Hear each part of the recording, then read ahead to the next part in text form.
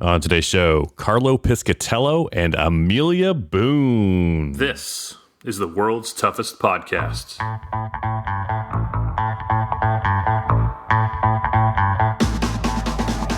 Welcome to the world's toughest podcast, where we talk about any obstacle course race you'd like, as long as that's world's toughest mudder. Each week we talk to members of the WTM community and share stories of success and failure in the single greatest event in OCR. My name is Will Hicks, and this is the world's toughest podcast.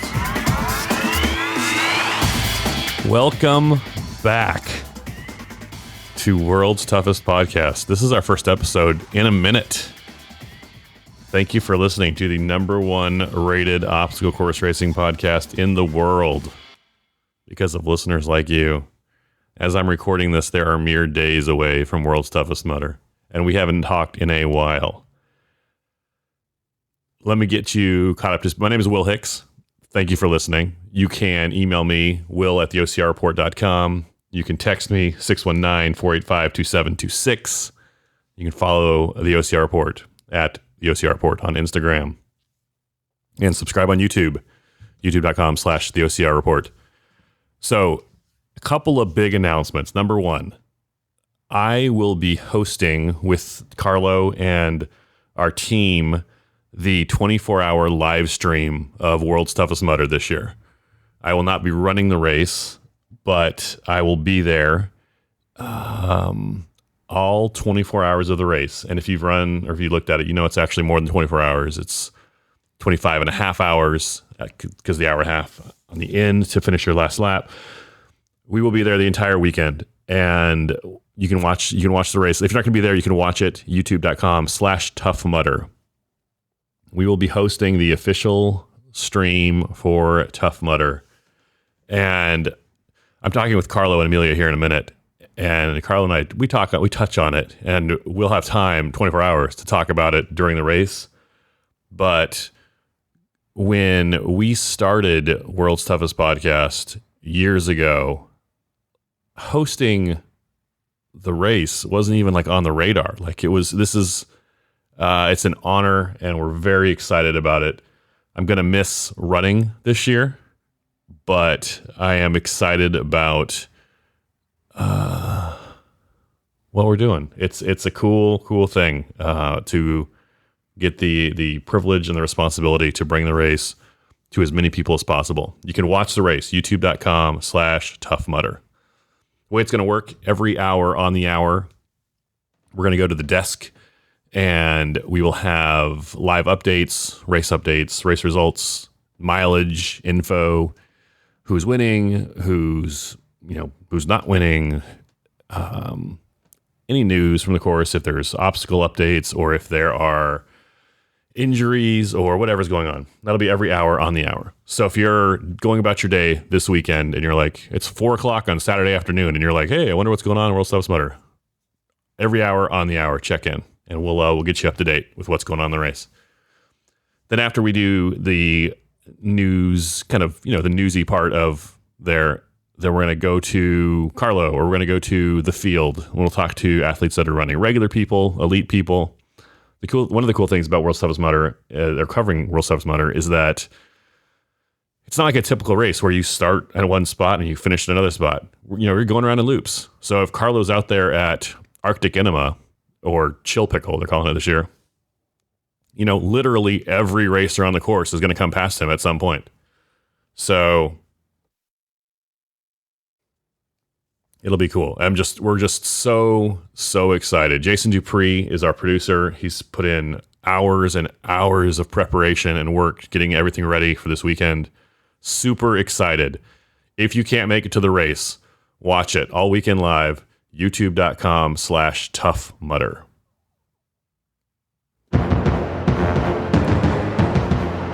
All right, so this is my first podcast in a while. I'm still figuring out the buttons.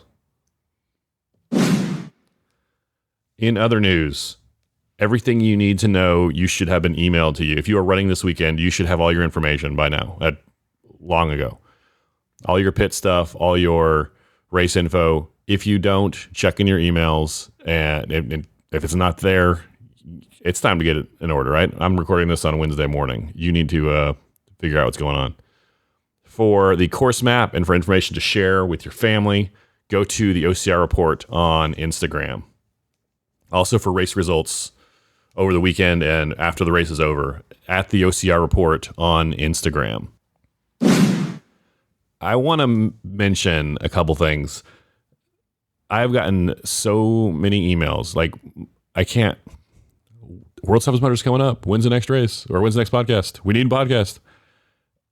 And part of me is like, oh man, guys, I'm sorry. Like, I'll tell you what we've been doing other than podcasting here in a minute. But part of me is like, I am honored that the podcast is part of your preparation for the event.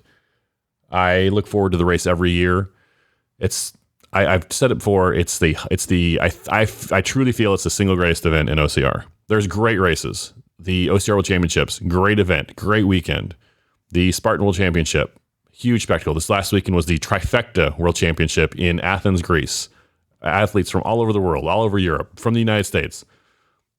There are multiple great events in the sport of OCR. But for the single greatest event, if you're going to do one event every year, I love World's Toughest Mudder. Anyone can do it, whether you're fast, whether you're slow, whether you're old, whether you're young. And it's not about winning, because 99% of us are not going to win the race. It's literally about challenging yourself. Can I last all 24 hours? Can I make 50 miles? Can I work really hard this year? Can I make 75 miles? And there are guys that are going to run 100 miles. There's guys that are going to win the race, women that are going to win the race. But to me, there is nothing better than the experience of World's Toughest Mudder this weekend. So if you're going this weekend, I'm looking forward to seeing you. Thank you for all the emails like, hey, when's the next podcast? I actually recorded an podcast. Charles Halpert, I need to apologize to you, man. We recorded a great episode, and I have the audio sitting here, and I saw it when I opened up my GarageBand this morning. Charles Halpert. I'm like, oh, Charles. Charles won't be there, but he's been helping people out with the First Timers group. So shout out to Charles Halpert. Charles, we'll get that audio out there. A little late.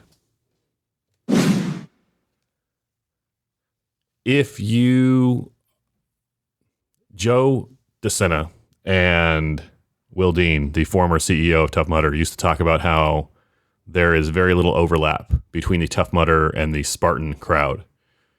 And I was very skeptical of that. I was like, yeah, okay, whatever. Like, we're both going over walls. We're both going through mud. We're both going under barbed wire.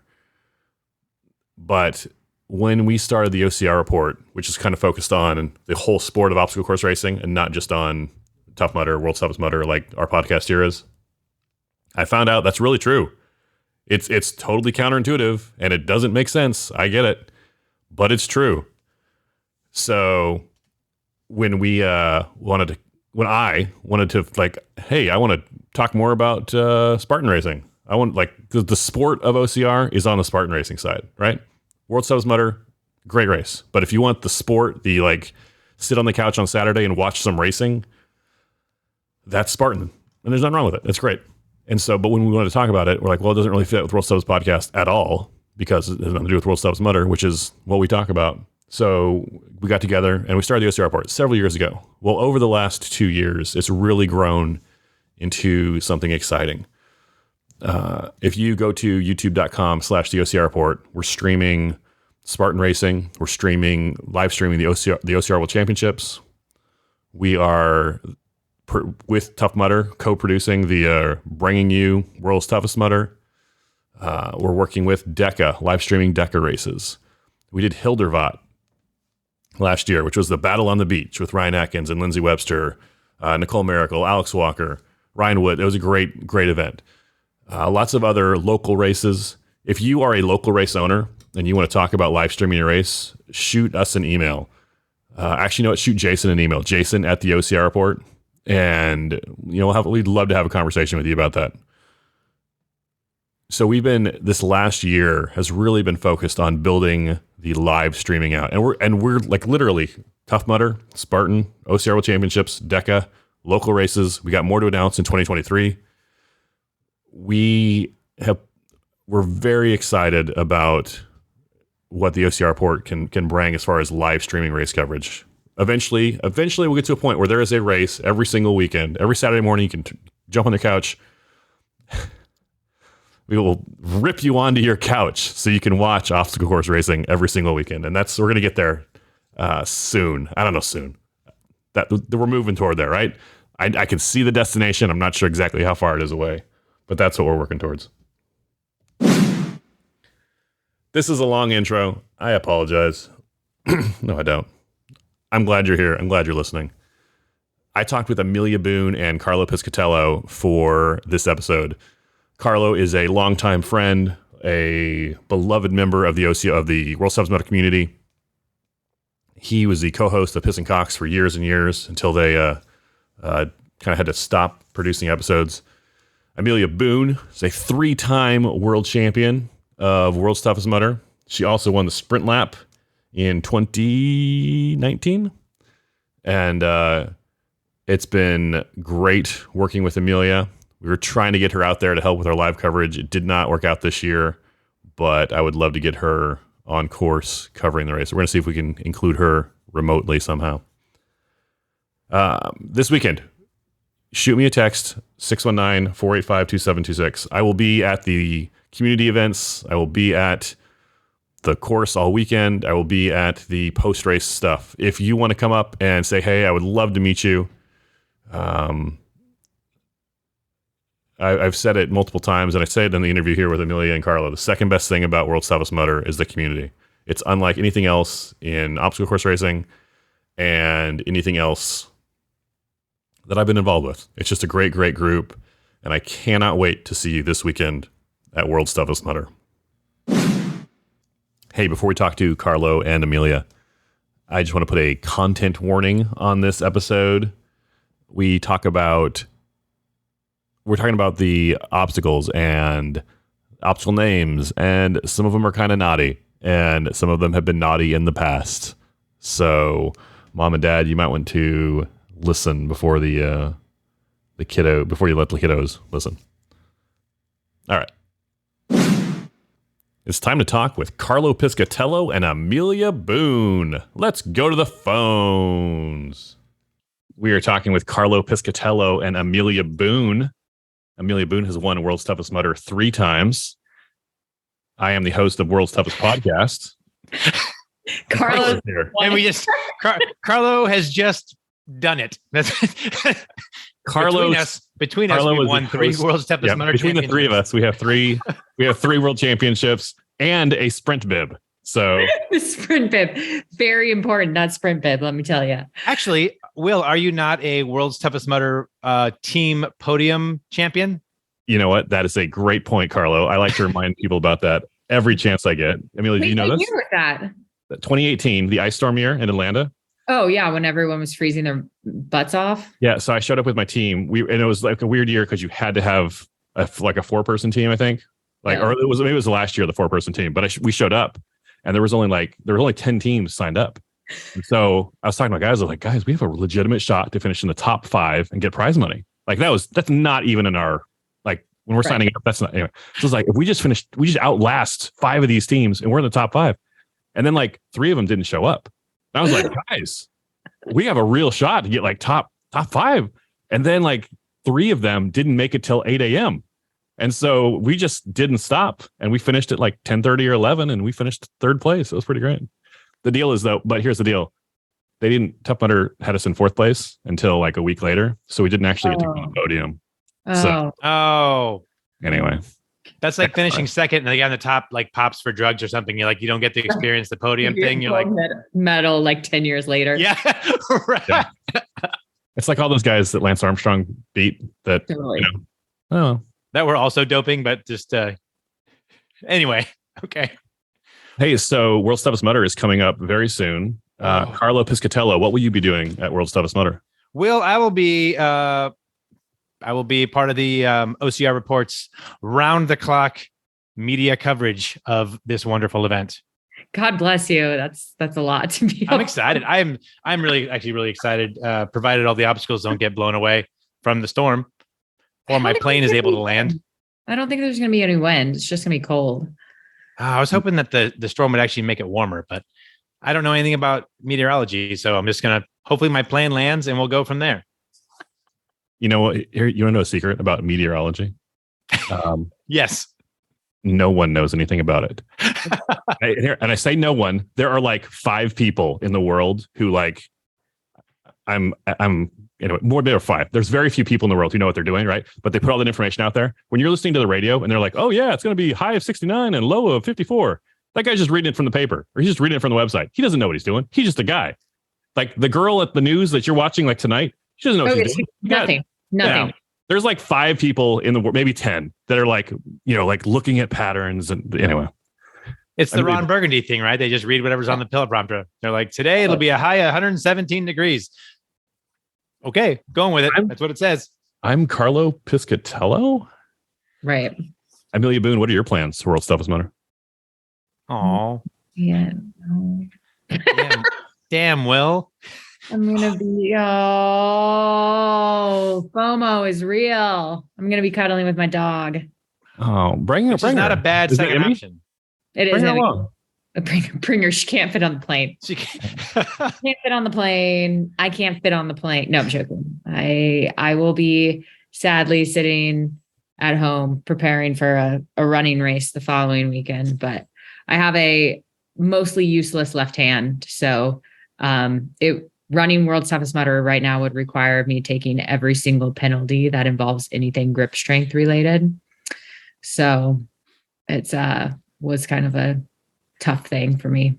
We would like to get you on our live stream coverage, just commenting on it. I don't know if you're going to be able to watch it or not, but you can. I mean, no one can speak better to what the athletes are going through than you. Of course, she'll be watching. I've actually I feel so. The weather this year is going to be better than 2011 and 2012.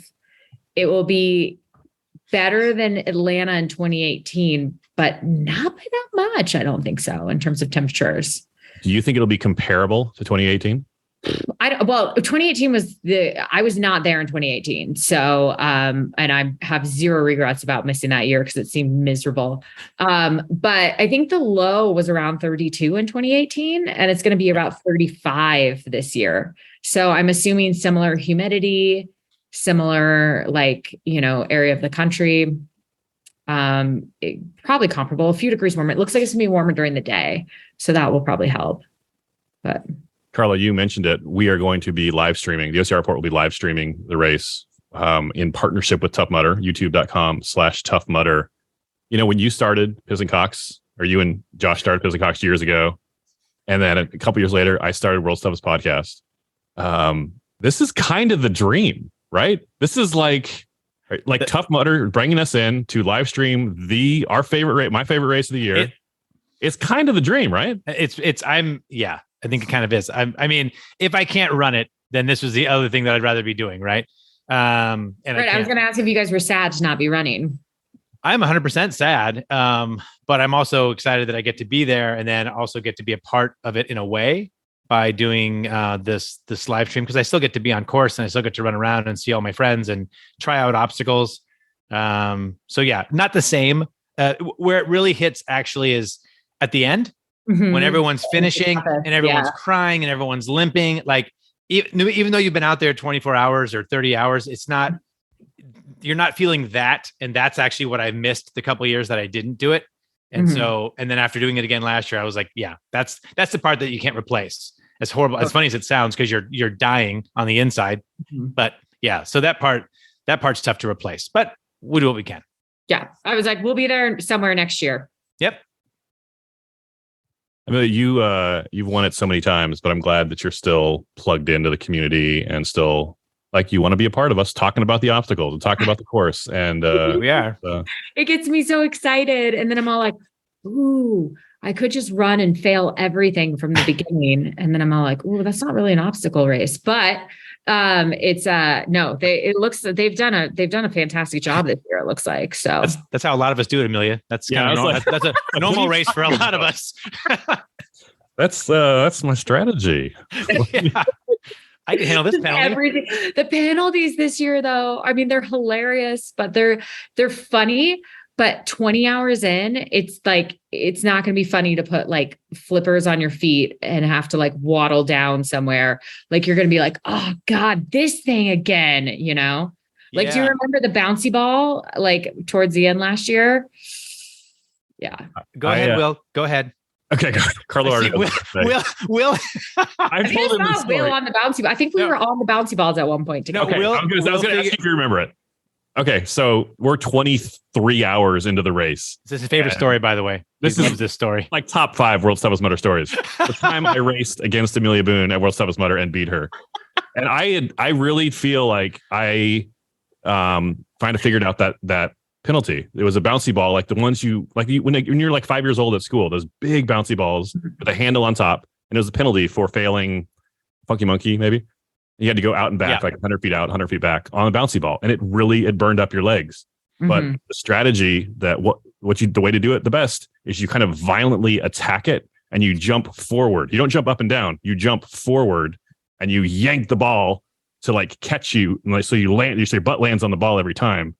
Anyway, so I figured this out halfway through the race. And then at the end, Amelia and I kind of came up on the penalty at the same time. And I was like, hey, you want to race? And she's like, absolutely, I do. And I smoked her. Amelia, do you remember that? Do you remember that story the same way? I think I do, actually. Yeah. Okay. Right. All right. Last year was such a fun year because you didn't have to worry about freezing your ass off the entire time. Like it was just like so perfect. I was like, I think there was not a single miserable moment in that race, you know, which is unlike every other World's Toughest Mudder. Man, I feel like I was pretty miserable by the end. I don't know. Okay.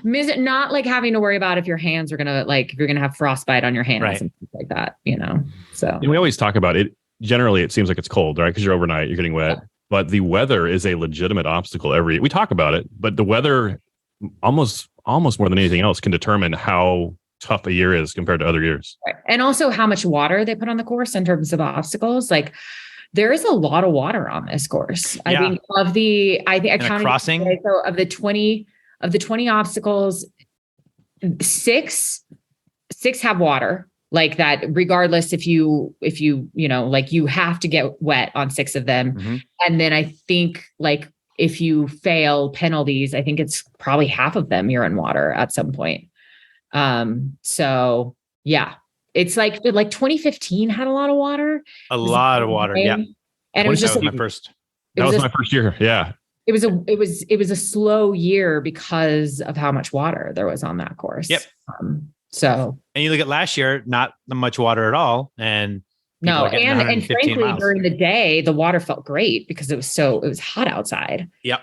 So here, I mean, I think the underwater tunnels, and they haven't had those since like 2012, I think. And those things were miserable in 2012 because you have to fully submerge. The underwater tunnels open up at 1 p.m., I think, or 2 p.m., something like that. So you're wet from the beginning, from the get-go, and you're going to be wet for the next. And that's in the natural water spot. So you're out there with the gators, I believe. I mean, hopefully, given how warm it's been there recently, hopefully that water will be decently warm still. But who knows? I don't know. We won't be in it, so you're not going to try. You're not going to try that one out, Carlo. I'll anything they let me try out, I'm going to try out. Well, I'm definitely going to. Do you want to get into it, Will? You want to get into the? Yeah, let's talk down the list. So Amelia mentioned 20 obstacles over the 5-mile looped course, 24 hours long. The man and woman who run the most 5-mile laps will be crowned World's Toughest Mudder. The first obstacle of 20, Carlo, just shoot me. Just shoot me. This one, dude, I'm excited about this. So if I'm reading it correctly, it basically sounds like you're going up the equivalent of Mudderhorn. Yeah. And then but they stuck a slide on the other end. Yeah. It'll be faster than Mudderhorn. It'll be great. Yeah. So it says climb a 10-foot entrance wall, which we all hate that part. Although Amelia did see me muscle up one time. I can't do it right now, but back last year, around this time I could do it. It says scale a 39-foot cargo net A-frame structure. A free fall slide is used to descend the backside of the obstacle. So that's right there, right off the bat. That's obstacle number 1. Yeah. Although it doesn't sound like this. Doesn't sound like the slide's going to be open the whole time. The slide part itself. I think it doesn't open. The obstacle doesn't open for a bit. Okay, it's because it says when the slide is closed, participants must climb down the outer lanes of the obstacle using the cargo net in a controlled manner. They may close it if weather or something like, I don't know. Yeah. So who knows? We'll find out. Says it. I love that. That's right off the bat. But it doesn't actually open until 6 p.m. though. So first 6 hours of the race, it'll be Mudderhorn essentially. Oh, so Mudderhorn is there from the beginning then? What? It looks like it Just Shoot Me opens at 6 p.m. So I don't know if it'll be Mudder. Well, they're not going to have it to Sprint Lap, obviously. Right. But I don't know if nothing opens. That would be the worst. Just a giant 1,200 people just jammed up the first 500 yards. Where's your help? So no, it says there's a penalty for Just Shoot Me, which I got to be honest, I was kind of thinking it was a David Spade. Jeez. Anyway, upon failing, participants will be directed to a table containing a series of puzzles. The participants must complete a puzzle per staff instructions. Show the puzzle to staff, and then you have to mix the puzzle up before you leave. That's one of the ones. The puzzle better take you a little while though. Right. Like not like the Etch-a-Sketch last year took me 2 seconds. So. Yeah. Because there's this significant advantage if it's a puzzle you can do in like 30 seconds. Like but the save a slide ton is of time. super quick. The slide is super quick. Yeah. Well, the climb up part isn't. Yeah. Oh, right? That's true. If you just skip the entire thing. Yeah, you're right. I don't know how you fail the obstacle. I guess if you just don't want to do the slide. If someone's deathly afraid of heights, trust me, I've been on there with people who are deathly afraid of heights, and it's not right. I don't know that feeling, but to some people, it's incredibly real, and it's kind of frightening. Going over someone top, clutching to you. Yeah. Yeah. Yeah. So. Okay, so here's what I kind of hope the puzzle is. I kind of hope it's like solve one side of this Rubik's Cube. Like where it's hard. It's hard, but it's totally doable. Anyone could do one side, right? Oh, one side. Okay. Yeah. Got it. Just like not like the whole thing. The whole thing would be stupid. Yeah.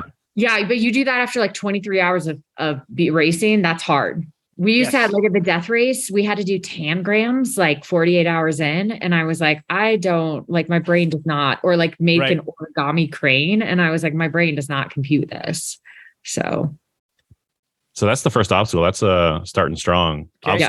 Obstacle number 2, Amelia, Everest. Yes. Penalty if not completed, opens at 3 p.m. And it looks like it's our standard Everest, or at least from the last couple of years, Everest. Yep. There's a rope. Yep. So, and if you use the rope, you do a tier 1 penalty or something, which is putting on some type of clothes. And then there's like 2 different penalties there. Oh, you're right. So, yep.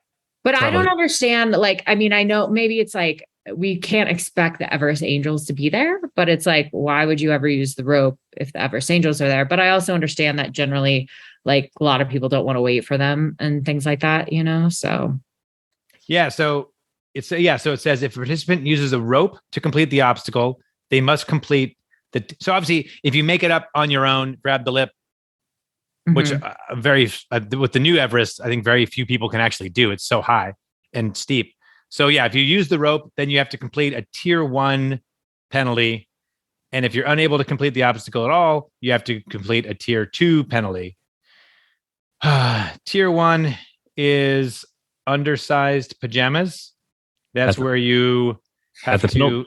Okay, wait. So at the penalty entrance, the participant, this is for both penalties. The participant will be instructed to take a garment of clothing out of a specific tub of water, put it on, and complete a penalty loop wearing it. So there's differences. Go ahead, Carlo, for tier 1 and tier 2. What do you have to put on? So tier 1, you're just putting on undersized pajama pants. And tier 2, you're actually putting on a matching pajama set. Again, that's been soaked in water. You're putting it on, which I saw someone in the community note, like, so is it okay to pee in your wetsuit once you put on the pajama pants? And like undersized. Yes. Like, by the way, that was Matthew Lowe. Like if you couldn't figure that out, but leave it to Matt Lowe to come up with the real questions. Yeah. But yeah, so that's Everest. That's Everest. Okay. I would be doing Also, tier 1 penalty. Undersized is different for me, and it's different for Carlo, and it's different for Amelia. Like, yeah. What if all the big boy PJs are gone, and like you're not going to be able to get these? You have to like wear. It actually says the participant must fully don the prescribed garment of clothing, passing all limbs and neck through the appropriate holes on the garment. Mm-hmm. So here's what I think is going to happen. I think, or at least I think what it'll turn into is the people wearing the pants. It'll be kind of like, when your 4-year-old son is using the urinal. Yes. That's what I think. And I think there's going to be people running around like trotting, short steps, kind of doing the penalty loop. Is what I think a lot of them. Probably. Yeah. That would make sense. That'll be a fun one to see how it evolves throughout the night, because I could picture like the pants getting torn and just like And there's going to be muddy water pushing it in and out. And it's going to be gross. We'll see how that works. Okay. Obstacle number 3, Carlo. Chill pickle. Tell me about chill pickle. God, this thing sounds awful. Doesn't it though? So let's see. So that one, chill pickle, opens up at 5 p.m. till the end of the race. It's a climb up an 8-foot angled ladder with a slide down an 8-foot slide into a 5. So basically, it sounds like it's the newer version of Arctic Enema to start with. Right. Slide down into a deep ice pit. Following the slide, there's an inflatable baffle, dunk wall, which must be ducked under. After which participants must climb up an 8-foot slip wall, then down an 8-foot angled ladder. Do you guys? Of course, you remember last year when they flipped Arctic Enema around? And I skipped that. It was the only time I did the electric. Yeah, screw that, dude. That I didn't have to sit down at the bottom of we had to go around that twice. That was miserable. Yeah, they ended up. That's a super hard. That was one of the harder obstacles on the course last year. Yep. Yeah, it's basically like, you guys remember Hump Chuck from like in Vegas? Yeah, it's basically trying to get out of Hump Chuck. Though there are ropes, but I guess you just can't get a grip. But there's no bottom like 2x4. There's nothing to put your feet on. Yeah, that's gonna be wow. See, I read these and I kind of go, yeah, media this year. Yeah, awesome. I'm looking forward to totally. There's always something hard though. I will film this all night long. Yeah. Yeah, there's a lot of stuff though this year that's like, woo. But yeah. So that's a required obstacle. It is required. So there's no way around that pit. A lot of teamwork. There's gonna be people stuck in that ice water for a while, I think. Unless, I mean, we don't know. Maybe that'll be a little different. Maybe the thing will come down further. But if it was anything like last year, that's going to be difficult for a lot of people. Right. I think strategy-wise, my best piece of advice, or what I would do, is if you are going to make sure you're wearing your wetsuit before this opens at 5 p.m. Like if you're leaving the pit area anytime, you're like, oh, I'm going to hit chill pickle this lap, I need to be wearing a wetsuit. Chill pickle. Yeah. Well, I mean, the sun sets 4:30. People, I imagine. I mean, I always put on my wetsuit before the sun sets, unless it was last year when you just don't need a wetsuit. You just didn't. Just didn't. It was wonderful. I do miss. Yeah. So we're going to get to obstacle number 4, but something I noticed looking through here, there's really no electric avenue this year.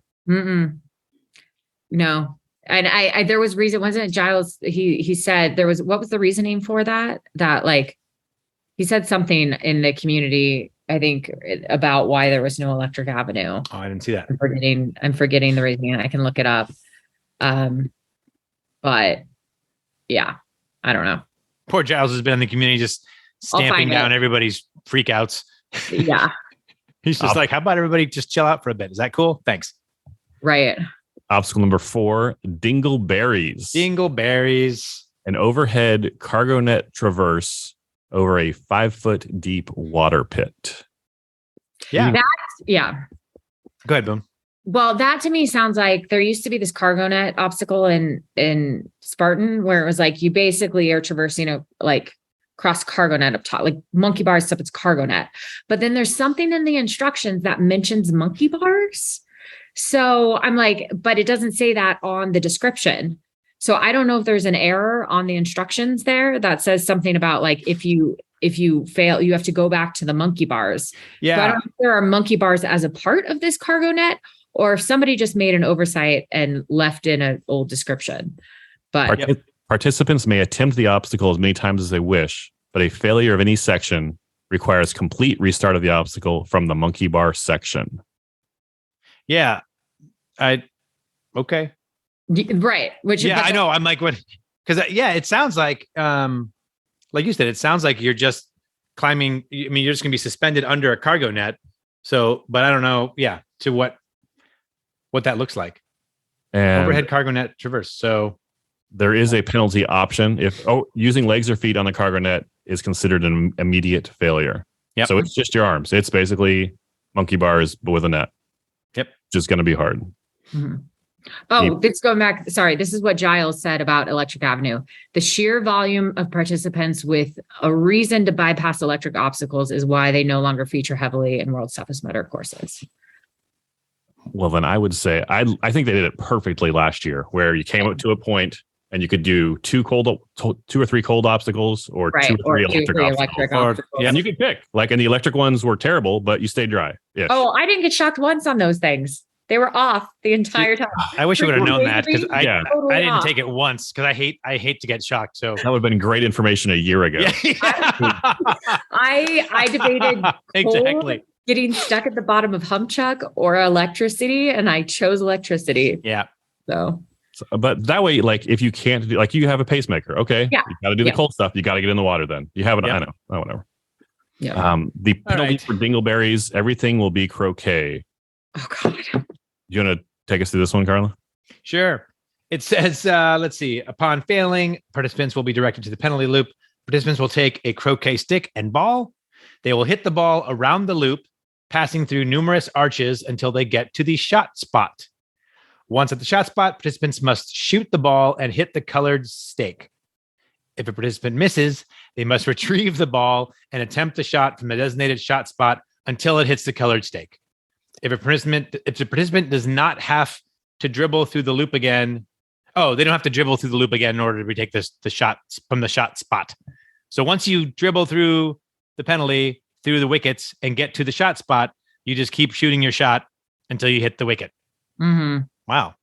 A See, phrase this I is- never thought I'd ever mutter, but here we are. This is what we lose if burpees replace penalties at World's Toughest Mudder. Right. We would never do croquet because it's just too easy to throw burpees in there. So Yeah, AJ from Tough Mudder TMHQ just posted a picture of dingleberries, and it looks like a straight cargo net. It looks exactly like I posted a picture yesterday of what it was in Palmerton. Oh yeah. So Look at that. it's a lot of grip, and especially if you have other people on the net at the same time as you, you're gonna get kind of like bounced off by other people swinging on the net. Oh, okay. I see it. That's the shitty part, is that other people on the net throw you off. I think the fact that the penalty is not easier, but definitely easier. Anyone can do that penalty, right? Literally anyone can do that penalty. I don't know. How good are you at croquet? Okay. I mean, it'll take me time. I'm not as good as I am at bouncy balls, but Clearly. sometimes they'll adapt and they're like, oh man, that obstacle's too hard. We need to make it easier, kind of thing. So maybe it could be like, oh, you can go over the top or something. But I think the fact that this penalty is so doable that I think it'll just probably stay. They did that with when they reversed Arctic Enema last year. They only did it for me, it was only like 2 laps. Then they flipped it. It was also getting really slick because of that one grease obstacle. Everyone was carrying grease up the thing. And anyway, you know the reason they switched that back? They liked that it was hard. But what happened was someone was going backwards the other way, like they had it turned around, and they got under the wrong tarp. And so they got to the end and they couldn't I remember hearing about that. out. Ooh, that'd be So- nightmare fuel for somebody. Can you imagine that? That's terrifying. That I is would have- terrifying. That's like being stuck in Carlo's taint. Well, there's a soundbite for the rest of the. Will, could you please crop that and send it to me?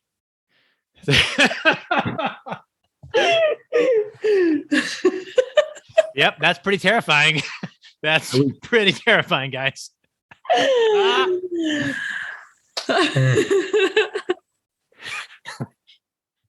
Okay. Hey, Will, what's obstacle 5? I meant to say devil's taint, but Carlo's taint sounded better. So feet spin opens at 2 p.m. It's there's a penalty if it's not completed. What's that, buddy? It's a family show. Feet spin sounds like the gauntlet thing from last. Yeah, this was a section of gauntlet this year. It's like you have the little disc at the bottom of the rope, right? I was so bad at that, but yeah.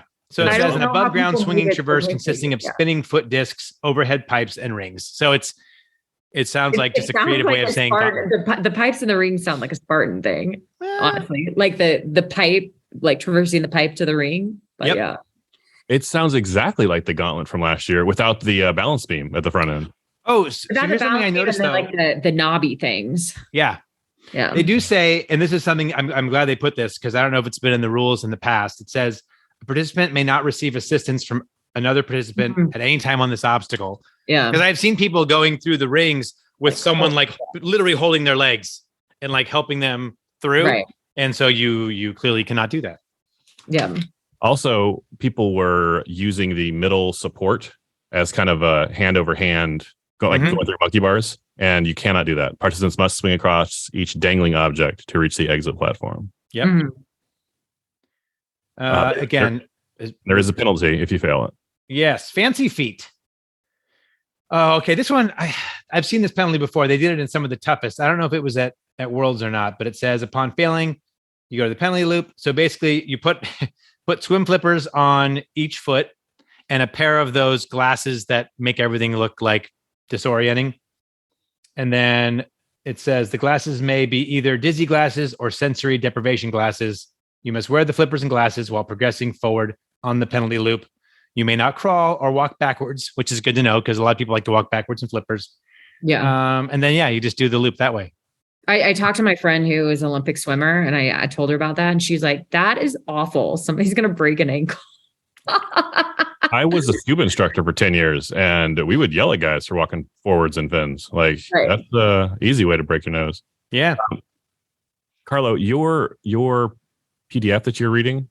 Yes. Mine says it doesn't say flippers. It says strap a provided 2x4 onto each foot and a pair of specialty glasses. So you know what? This is interesting. I don't know if, so I got an email or a text from somebody yesterday because I was talking about because they were like, are they really bringing burpees to Worlds? And I was like, yeah, it's the 31 burpee salute. It's in the rules. And they're like, well, not in the copy of the rules that I have. So I got mine emailed to me like yesterday afternoon. And it seems like there may have been like a different draft that went out. Yeah. It's a little more updated. So I don't know which is which. Huh. That's interesting. I like the flippers better than the 2x4 sounds like a difficult thing to get in and out of. Well, not that flippers aren't, but. Okay. Yeah. I mean, I guess there's they put Velcro on top or something and you just walk on a 2x4. I guess. Anyway, we'll figure it out. We'll see when we get there. Obstacle number 6 is, I don't know if it's definitely in the conversation for most popular World's Toughest Mudder obstacle ever. Double rainbow. But this is not the double rainbow that we know. That's the problem. This is well swung times 2. This is double rainbow from the ground, which you don't get any of the momentum. I mean, not saying it's not going to be a fun obstacle, but I think, the way it was this shocked. Yeah. What do they call it now? What did you say? Well swung. Yeah. It is not nearly as much fun as, of course, because you're not climbing up and you don't have all the momentum, but yeah. I was thinking actually last night when they said this, I wonder if it's I was terrible at well swung last year. I couldn't get enough momentum, but I'm wondering if the double will actually make it easier to hit the bell because you can actually build more momentum if you can get from the first one to the second one is the question. Let's see. I don't know, but so of course there's a bunch of rules on that one, right? So basically it's well swung or what was it originally called? King of the Swingers. King of Swingers. That was the best obstacle that flew over, and Swingers at 4 a.m. But with 2 of them, and you hit a bell at the end, and in theory you stay dry. No, you drop in the water either way. Double rainbow in 2016 you would stay dry, but here you drop in the water either way. You're still in the water. Yeah. Yeah, that would suck to try to go to land after the second. People be snapping ankles left and right. Yeah, they had that airbag on. Yeah, they had the airbag in 2016. Yeah. So if you do not hit the bell, then the penalty is called ham-fisted. Carlo, what is ham-fisted? Yeah, okay. This one, let's see. Participant must place a swimming paddle on top of each hand and retrieve a ping pong ball. What is a swim paddle? Is that like the webby? Like the webby things, or they can be hard plastic, either one.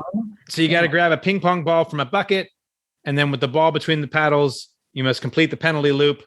The ball drops at any time. You got to pick it back up. No, Carlo, you only have 1. You don't have 2. You're not holding it. You have 1. You have to, at least the one I have. Oh. No, there's obviously different rules because I have the one that Carlo has. Mine says place a swimming paddle on each hand. Oh, that's and retrieve a ping pong ball from the bucket. That's way better. Okay. Yeah, that'd be tough to scoop it out with 1.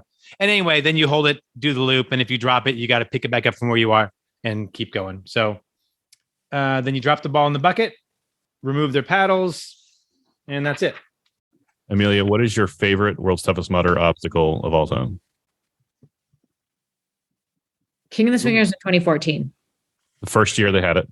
First year they had it because I actually could get it that year. It was so much fun. And you got like the golden carabiner for getting it, for hitting the bell. And then that was great. And then it fell down. And then it blew down. I actually always liked twinkle toes because that was one thing I could actually do really well.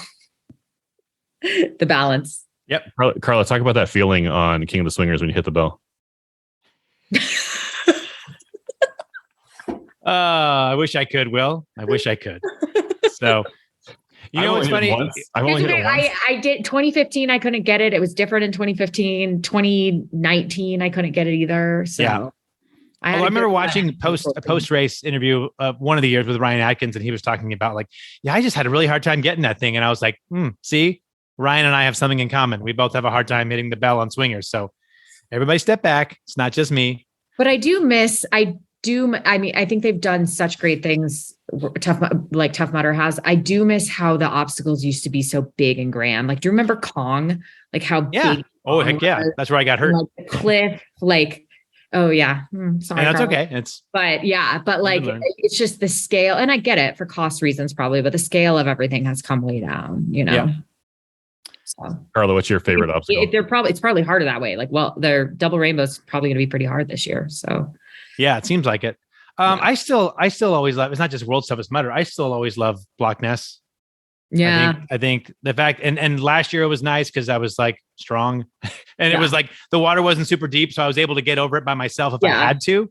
Totally. That's, I mean, any obstacle where you get stuck and you have to just turn around and hope you see a little headlamp bobbing like down the road. That's just, that was like the worst, like Dublin walls late at night, early in the morning. Like I can't get over that shit by myself, you know? And you're like, well, I have to complete this. Where is somebody? Yeah. You know? Please help me. Remember the first year there was 4 of them of Block Ness instead of 2. Was there 4? I think there are 3. I think there's 3. There are 3. And then I remember when there were only 2, I was like, oh, this got so much shorter. This is Tough Mudder cutting costs, blah, blah, blah, blah. They're not going to be around next year. Anyway, hey, some of these are going to be super simple. We'll burn through like 7, 8, 9. Plus, I also got to watch my time because one of us has to work tonight. Dirty Holes opens at 1 p.m. and it's, a dark and restricted crawl through narrow tunnels. And it's a required obstacle. We've all been through that. Yeah, we've had those, like it used to be trench warfare or something like that. You name it. We've all been through it. Ladder to Hell is the next one, opens at 2 p.m. That's always the same. Same thing as before. They've added barbed wire at the top. Barbed wire like 18 inches above the top, which you got to be, I don't know, you got to be a pretty thick fella to or just not have spatial awareness to get hung up on that barbed wire. But I mean, as you get tired, you kind of like, hey, buddy, come here, ow. So I don't think it's so much getting hung up on it. I think it's so that you can't like straddle the top and go over it. You have to like roll yourself over the top. Yeah. I don't have long Amelia legs, so I don't kick those over like that. So I never have that problem, but just coffee's ready. Okay, cool. If you guys picked up that, but so Ladder to Hell and that's required. Dublin Walls is number 9. That's also required. 8-foot Berlin Hero Walls. And then of course, Hero Walls. Is that what they call them in Spartan? But Dublin Walls. That's what they're calling them. 8-foot Berlin Hero Walls. Right. And it's got what's the name? They call it a 24-inch cantilevered edge, but there's a name for that obstacle too. It's the Irish table. Irish table. That's probably why they call it Dublin Walls. The reason they have Hero Walls in there is because this is fun fact. In Germany, Tough Mudder doesn't have Berlin Walls. They have Hero Walls. Gee, I wonder why that is. Kind of it. No reason whatsoever. I don't know if you guys are history buffs or not. Exactly. We used to have so many. Do you guys remember just the tip was the best? Yes. And Stage 5 Klinger were the best student. Those are great names ever. By the way, I'm not going to let Will. That was a great Norm Macdonald reference. By the way, I don't want to let that die. Sorry. His joke he just started. Let's see. Oh, I'm sorry. Then Augustus Gloop, which I'm glad is back. It's a little different. Yeah. So now you're climbing up. It's a 12-foot net climb within an enclosed tube with water cascading from above. So they must have like a net down or like a kind of like a, what are those? Not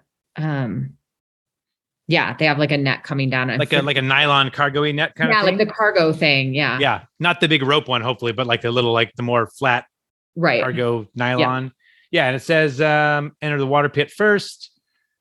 You enter the tube by submerging under, right? Which is normal. And then you climb. And that's what you got to do. And there's water shooting down at you probably. Yeah. Yep. And it gets clogged over time and you go, oh, that one doesn't have as much water. Go to that one. And we all figure it out because it gets clogged. Second from the left is the best one. Yeah. Oh my gosh. That's some of the best information on course when the intel comes around. You're like, well, don't say it too loud because if HQ knows, they're going to like change it around or they're going to fix it.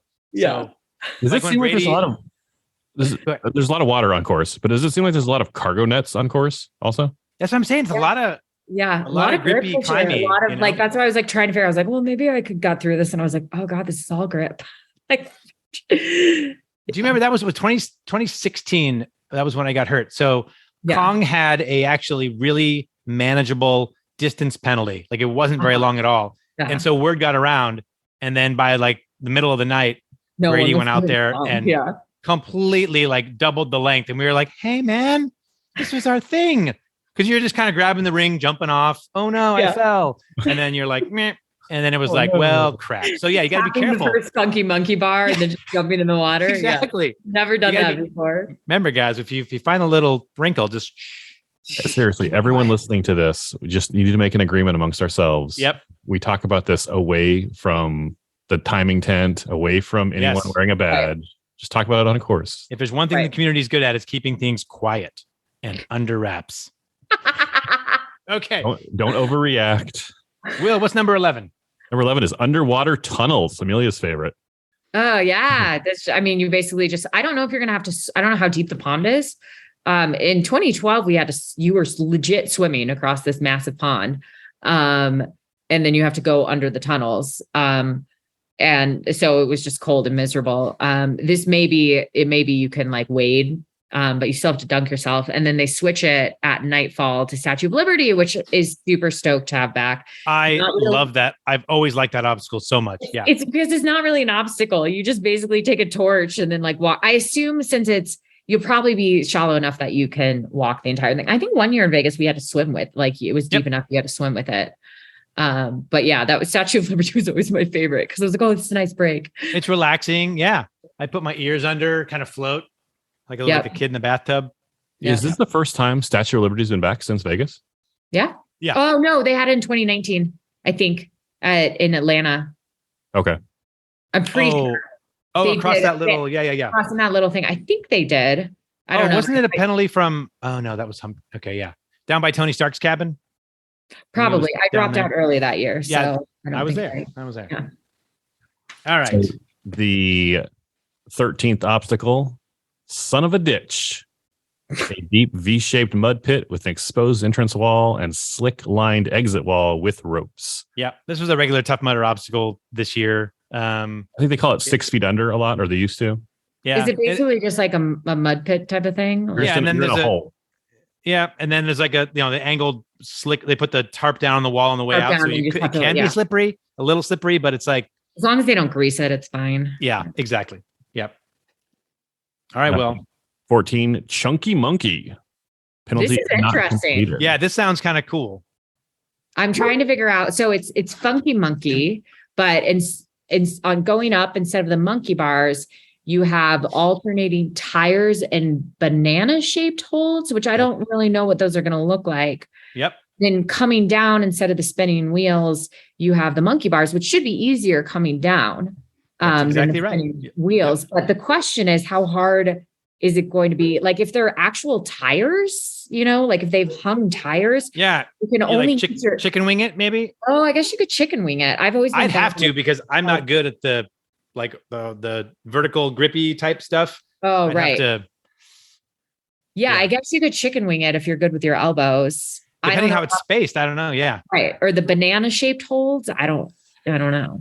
I feel like this is gonna be super hard.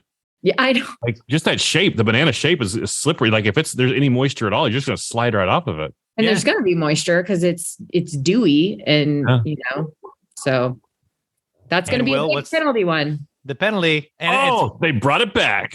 Of course they did. Upon failing, participants will be directed to the sit and bounce penalty. Participants must mount a hippity-hoppity inflatable, wrapping their legs around the inflatable. Participants' butts must maintain contact with the inflatable when progressing forward in the penalty. So I don't know if my strategy would work this year because your butt comes off a little bit as you're violently propelling the hippity-hoppity forward. I feel like that was the room rules last year, and probably like there's no way they can. You can't. First off, at 2 a.m, as much as all the volunteers are great, like you think they're going to be standing there going like, "Oh, go back to the beginning, bro. Your butt came off the ball." I'd be like, I don't know. And the key to this is also finding the ones that are not that are less squishy. And remember how all of the good ones broke by the end of the year last year. Yep. Yep. I feel like the people are trying to break them toward the end because they're like, oh, if there's no hippity hoppity, there's no penalty. And I'm like, it's going to get worse. So not better. I know. Go find something else. And we have I to just love the fact that someone had to type the term hippity hoppity into the rules. Well, hippity hoppity. Let's go.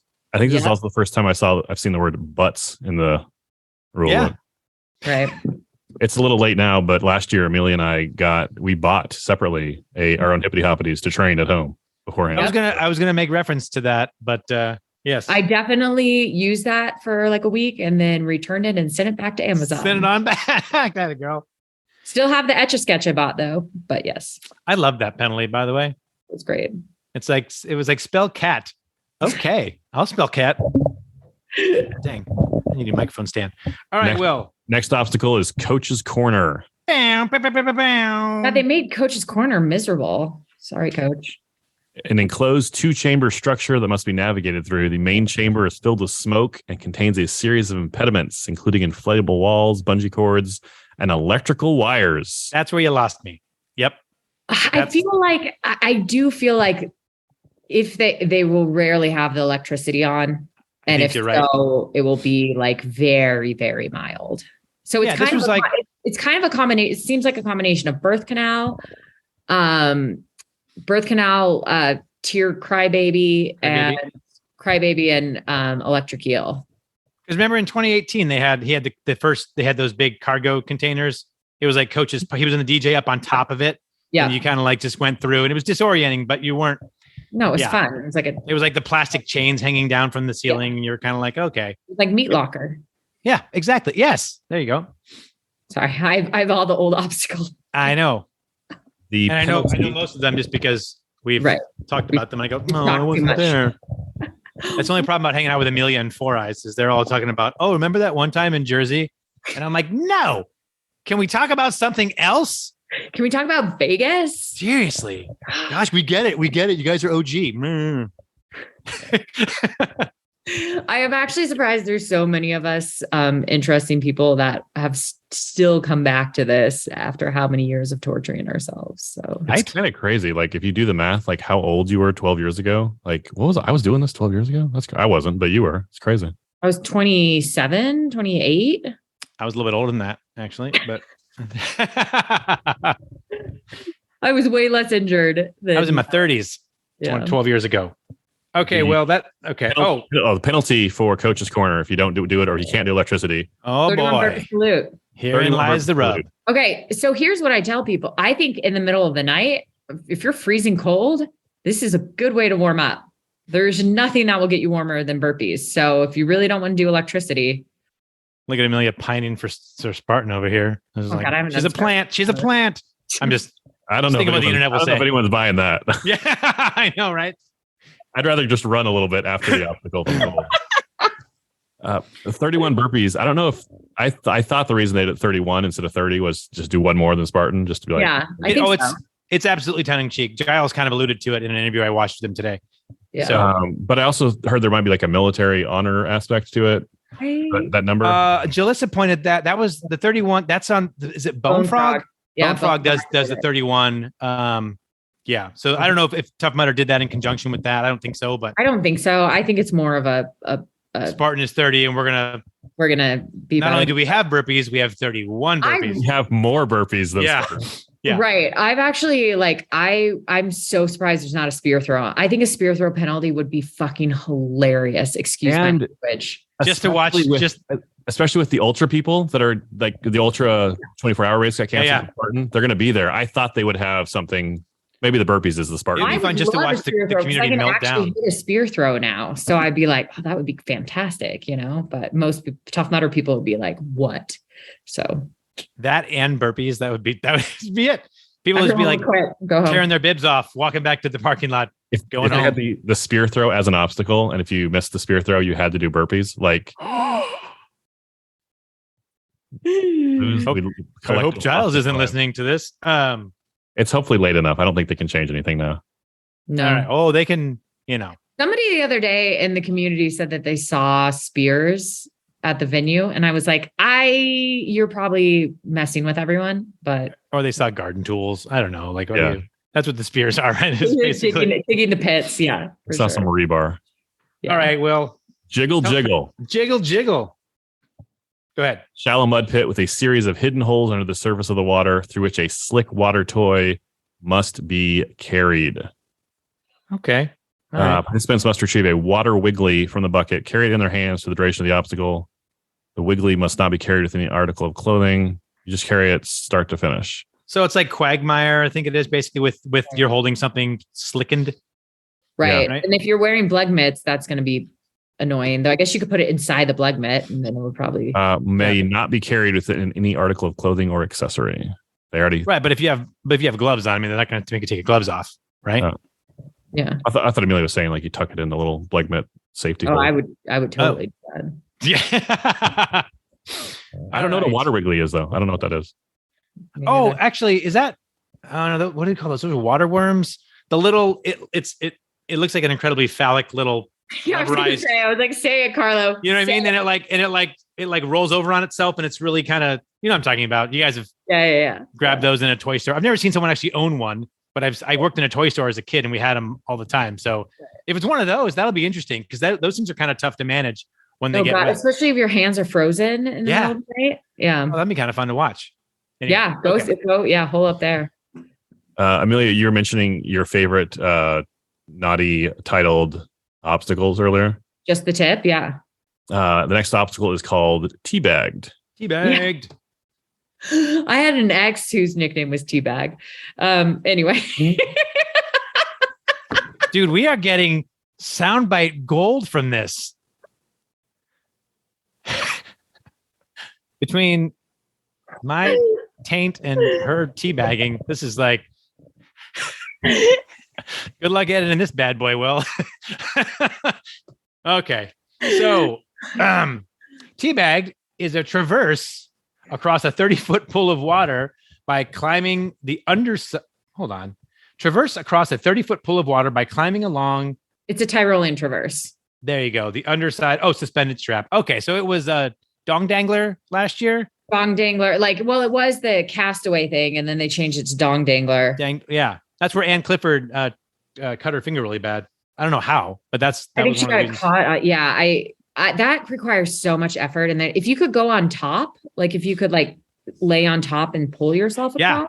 When that person at the rules meeting ruined it for everybody by asking if you can climb on top when no one had specified, which is why they specified this year. You have to hang under the underneath, but that's a lot of effort late. I remember that actually that hurt. That one fell out of me last year. Stretch and pull. And that one I did not I actually think I skipped it at one point with one of their bypass things. Cause I was fortunately there is a penalty option called socks to sock. Okay. Which by the way, the community loves this one. Thing. This is the stupid.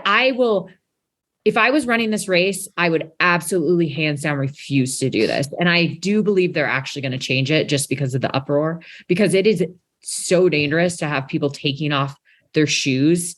And unless you're walking on a mat or something like that, and maybe that is, but otherwise it's just dangerous, Upon failing the obstacle, participants will be directed to the penalty loop. Participants must remove their shoes. Complete the marked penalty loop without shoes. Upon completion of the loop, you may put your shoes back on before proceeding on the course. There are years I've run the race without ever taking my shoes off, in the pit or anything. I didn't take them off at all last year. Once you take them off, it's hard to get them back on. Right. Yeah. You have them tied up. Those, trail running shoes. They're they kind of conform to your foot after a while. I put lock laces on there. Your hands aren't functioning? Like, how are you going to tie your shoes if you can't feel your hands? I'll be interested to see if this sticks around. I know And this is a hard obstacle. There will be a lot of people failing this obstacle. Yes. Yeah. Yeah. And Jowd had mentioned they'll readdress the things when they get on site. Like, so I think, I think we might. I think this one is going to change just because the number of people that are like, are you kidding me? Especially when it's that cold. Like maybe, if it was last year, fine. It would have been annoying, but fine. I hope they change the penalty to burpees. I hope they changed the spear throw. Oh, there we go. Oh, fantastic. It's so much easier to do this when you're not competing. I'd be like, yeah, this is what they should do. That's great. Those people, quit complaining. Never mind me. I'll have my camera just filming you and laughing. 4 more obstacles. The next one is called Satan's Mustache. And I was like, what does Satan's mustache mean? Carlo's taint. Devil's taint. It's clearly a play on Devil's beard. It doesn't, it doesn't sound very, it's just heavy mesh nets pinned tightly over the ground with ratchet straps and heavy liners. Like, just annoying. Hopefully it's not going uphill like it was last year, which was right. Just annoying. Just takes forever. And hopefully the CEO of the company isn't waiting for you to go in the obstacle and then standing on the straps to pin you to the ground like happened to somebody last year. First of all, you're glad that happened because we have amazing pictures of it. There are some great photos. But when you don't know what's happening at first, and once I heard laughter outside, I'm like, okay, someone's effing with me. Right. And then, yeah. But at first I was like, oh my gosh, this is way harder than I thought it was. And it's like, no, I've got a redhead standing on top of me, which normally, normally you would like, huh? Oh, like, hey, that's not a bad way to spend a Saturday. I'm just wait. I hear, is Kyle going to be there? I heard rumors he might show up. I've heard rumors too, but nothing confirmed. I heard rumors Joe DeSena will be there too. Oh, he told me he'll be there. Oh, we'll have to let's all get dinner, Will. So I have just reached the point where I've given up on editing this and I'm just going to release it with a content warning. So like no kids for this one. Okay. But the kids won't understand. Kids won't understand some of this stuff. They won't. Yeah. Dad, what's taint? Anyway. Okay. Who's Carlo? I know. Okay. I just got a couple minutes there. All right. Three obstacles left. The breath eater. Completion is required. A shallow water pit with chain link fence panels over the surface of the water. Alternating fence panels blacked out with plastic. It's cage crawl, but they have like mops in your face. I do like the saturated mop that hangs down and goes over your face. That's kind of because this obstacle doesn't bother me, but that's a neat wrinkle for for the claustrophobic folks. It's not ever fun. Yeah. That's must complete. Next obstacle after that will be high on grass, a climb over a must complete 25-foot high structure of stacked hay bales. That will be the warmest place on the course. People are going to be hiding in that hail. Just laying there. Yes. Also everyone's going to try and destroy it before because like that's channels. In 2011, you just dug channels and then it was like super easy to get through. That's also the best smelling obstacle on course. Yeah. I mean, unless you have allergies, then there's nothing wrong. Right. That's a cool obstacle. Hey. Yeah. Last obstacle is Block Ness Monster. Yes. Required opens at 3 p.m. to the end. Traverse over 2 rotating cuboids. A 5-foot deep water pit. Well, and that's good that they get you clean before you go in the pit, because if the mud in Alabama is similar, like the mud in Atlanta, it's that clay crap that just like sticks to everything. Though I don't know, it could be way sandier than that. So who knows? Yeah, you've got cage crawl and Block Ness Monster. No, that's a good point. Sometimes there's like a muddy obstacle right before the end, and you come into the pit and you're just disgusting. Oh, that's It is really bad. It's a small thing, but it is bad. And bad for the pit crew. Yeah, bad for everyone. So, all right, Carlo, you have to jet. Any last thoughts or advice for runners, first time runners? What do you say? A couple things, really quick, and more about like people keep talking about who's going to win, who's going to blah blah blah, right? Sure. So I was kind of going over some of the standings from last year. So we figure because she's staying home this year, and Erin Grindstaff obviously has had a really boring year, and she's decided she doesn't want to do worlds because she's getting married and having babies and whatever. So you have Katie, who's the only member of the podium last year who's returning, but there's like Kelly Glynn and Hannah Carta. They both did 80 miles last year, came in 4th and 5th. And from what I can tell, at least from social media wise, they've been like absolutely getting after it. So I think it's going to be exciting to see what happens. Because they're both going super strong training wise and stuff. So, And also with the guys, like, okay, Will, let me test your knowledge. Can you tell me who came in third last year for the men? Third last year for the men. I cannot. He got more miles than I did, though. Yeah. So DJ Fox, right? The guy did 105 miles. Oh, yeah. And like no one, like, what do no one even talks about the guy because it's like the 8th guy to walk on the moon. Like, yeah. So he's like, a legit 100 miler, like 105 miles.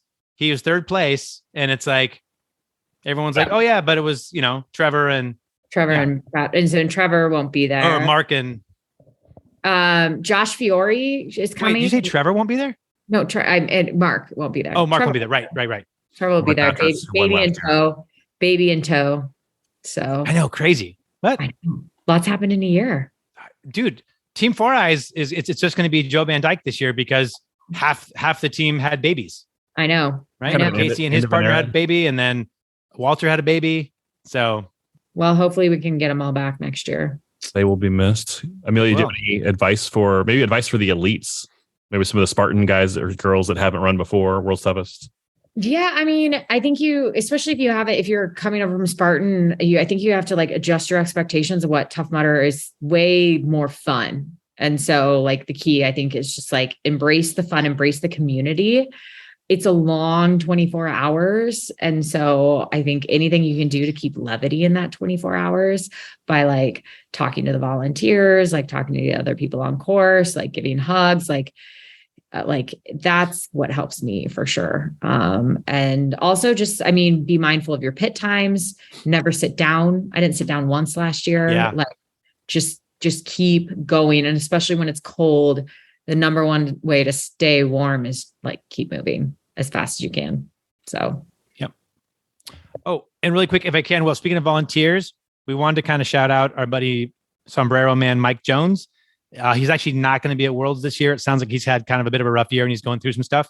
So we just want to let him know that we all love him and care about him. And hopefully he hears this and know that we're thinking about him. So we're going to miss him coming off of that big hill last year down towards Cage Crawl, knowing he was going to be there. You're just like, there's my guy. I gave him a hug every lap. Get my hug, get in the water. Yeah. So totally going to miss that guy. And I hope he's doing okay. Yeah. The community is the second best thing about World's Toughest Mudder. It's an amazing group of people. You'll find weird people, you'll find kooky people, but you'll find people that want to help you, people that want to help you get your mileage, people that will sacrifice their race so that you can get an extra 5 or 10 miles for your race. Wait, what's the first best thing? Those sweet, sweet bibs. I know. Setup. I'm like, God, I love those bibs. And they're all sitting in a plastic container. Yeah, exactly. Mine's in a trash bag in the garage, but it's okay. Right. You can find Amelia Boone on Instagram at AR Boone. You can find Carlo Piscitello at Carlo with no S and a bunch of underscores in there. That's right. Any more last thoughts, you guys, before we sign off? Have so much fun. I'm going to miss you all. Yes, we miss you. Don't forget to watch youtube.com/Tough Mudder this weekend. We'll see you out there. Bye. Bye. Special thanks to Carlo Piscitello and Amelia Boone for appearing in this episode. Well done, you two. You know you're welcome back anytime. I'm excited, guys. I can't wait to see you again. This is kind of fun recording the podcast again. I guess we should keep this going, huh? Shoot me an email, will@theocrreport.com. Shoot me a text, 619-485-2726. Hey, leave us a review on Apple Podcasts. 5 stars. 5 star. And I will read it next episode. How many miles are you getting? Let me know. I can't wait. I'll see you soon. Go spend time with someone you love.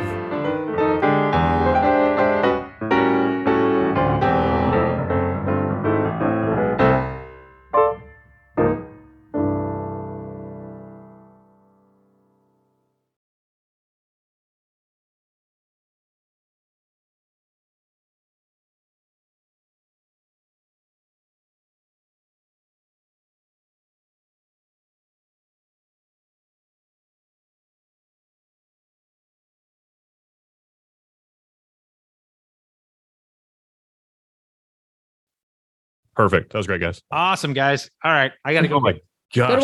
I've laughed so hard during a podcast. Quick shower. Dude, I'm telling you, this is like, hey, I'm going to pull that out and that will be a drop.